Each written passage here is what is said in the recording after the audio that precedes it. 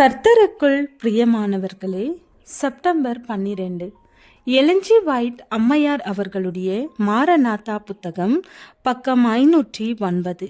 இன்றைய தியானத்திற்காக தெரிந்து கொள்ளப்பட்ட தலைப்பானது மனிதர்களுக்கான தவணையின் காலம் முடிவடைகிறது. வசனம் வெளிப்படுத்துதல் 22வது அதிகாரம் 11வது வசனம். அநியாயம் செய்கிறவன் இன்னும் அநியாயம் செய்யட்டும், அசுத்தமாயிருக்கிறவன் இன்னும் அசுத்தமாயிருக்கட்டும், நீதியுள்ளவன் இன்னும் நீதி செய்யட்டும், பரிசுத்தமுள்ளவன் இன்னும் பரிசுத்தமாகட்டும்.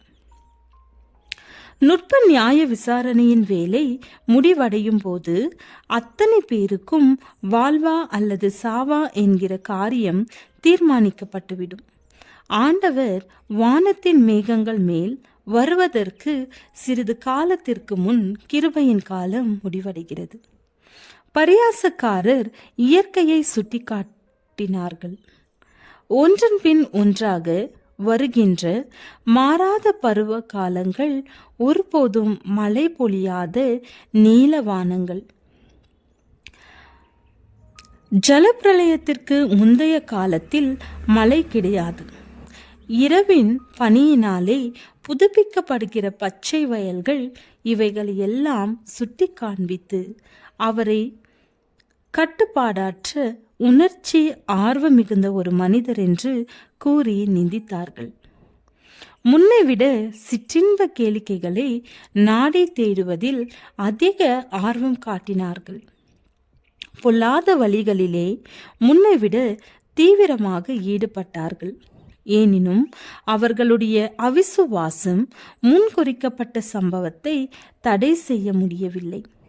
மனம் திரும்புவதற்கு போதுமான சந்தர்ப்பங்களை கொடுத்து அவர்களுடைய துன்மார்க்கத்தை ஆண்டவர் வெகு காலம் பொறுத்திருந்தார்.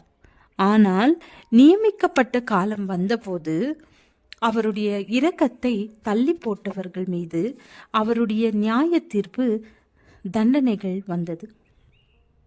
இதே போன்றதொரு அவிசுவாசம் அவருடைய இரண்டாம் வருகை குறித்தும் நிலவும் என்று கிறிஸ்து உறுதிப்பட கூறுகிறார். நோவாவின் காலத்திலே வெள்ளம் வந்து அனைவரையும் வாரிக்கொண்டு போகும் மட்டும் உணராதிருந்த மக்களைப் போலவே மனுஷகுமாரன் வரும் காலத்திலும் நடக்கும் என்று நாம் ஆண்டவரே சொல்லியிருக்கிறார். தேவனுடைய மக்கள் என்று சொல்லிக் கொள்ளுகிறவர்கள் உலகத்தோடு தங்களை இணைத்து கொண்டு அவர்களைப் போலவே வாழ்ந்து விலக்கப்பட்ட களியாட்டுகளிலே தங்களை இணைத்து கொள்ளும் பொழுது, உலகத்தின் ஆடம்பரம் சபையின் ஆடம்பரமாகும் பொழுது, பெண் கொள்வதிலும் கொடுப்பதிலும் மூழ்கி உலக பிரகாரமான பல செழுமையின் ஆண்டுகளை எதிர்நோக்கி இருக்கும் பொழுது, வானத்திலே திடீரென்று மின்னல் ஒளிர்கிற வண்ணம் அவர்களுடைய பிரகாசமான எதிர்பார்ப்புகளும் மாயையான நம்பிக்கைகளும் முடிவிற்கு வரும். கிருபையின் கால முடிவில் நடைபெற போகிற சம்பவங்களும் இக்கட்டு காலத்திற்குரிய செய்ய வேண்டிய ஆயத்தங்களும் தெளிவாக அறிவிக்கப்பட்டிருக்கின்றன. ஆனால் வெகு திரளானோர் இந்த முக்கியமான சத்தியங்களை பற்றி ஒன்றுமே ஒருபோதும் கேள்விப்பட்டிராதது போல ஒன்றையும் புரிந்து கொள்ளாமல் இருக்கிறார்கள்.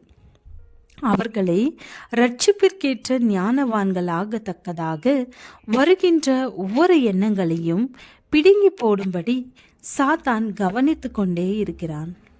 முடிவாக அந்த இக்கட்டு காலம் அவர்களை ஆயத்தப்படாதவர்களாகவே கண்டு கொள்ளும். ஜெபம். அன்புள்ள பிதாவே, எப்போதும் சாத்தானை எதிர்க்கவும் உம்மை சார்ந்து வாழவும் பலன் தாரும். ஆமேன்.